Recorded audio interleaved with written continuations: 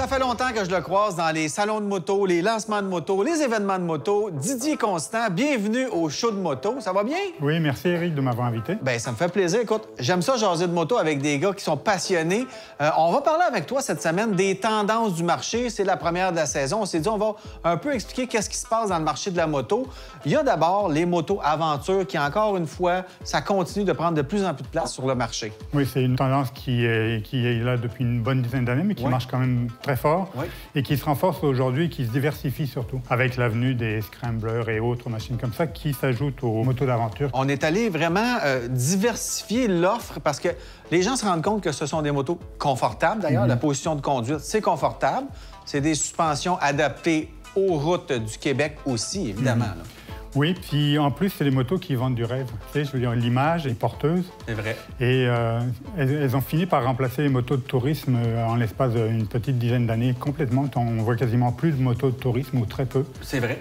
Et on voit des motos d'aventure partout, mais elles prennent des formes différentes au fil des années. Il y a une autre chose dont on me parle souvent. Moi, les gens me disent, les motos électriques, qu'est-ce que tu en penses? Ça s'en vient. On a vu la LiveWire, on en a parlé à l'émission d'ailleurs. On est allé l'essayer. C'est convaincant, ça va bien, mais c'est pas un marché qui se développe très rapidement. Non, parce que c'est pas un marché qui mature encore dans le sens où il y a encore beaucoup de technologies à développer. Au niveau des batteries, déjà, il y a un gros problème.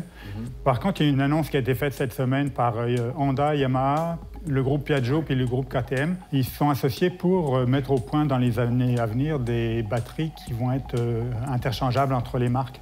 Et donc ça, si ça fonctionne, ça veut dire qu'ils vont déjà rejoindre tout leur potentiel de développement technologique, industriel, mais aussi ils vont réussir à faire baisser les coûts parce qu'ils vont produire en plus grande quantité. Mais les problèmes de la moto électrique, c'est d'abord, c'est ça, c'est l'autonomie. Ça prend une pile, ça prend de la place, c'est lourd. Et puis aussi le coût. Quand on voit le coût de remplacement des batteries électriques, c'est énorme. Donc si cette association-là fonctionne, on va peut-être réussir à résoudre 3 ou 4 problèmes d'un coup au niveau de l'électrique. Ça serait bon parce que pour l'avoir essayé, le LiveWire, c'est super amusant de rouler ça. On n'a pas de bruit, on se déplace dans l'air vraiment en toute quiétude. C'est le fun.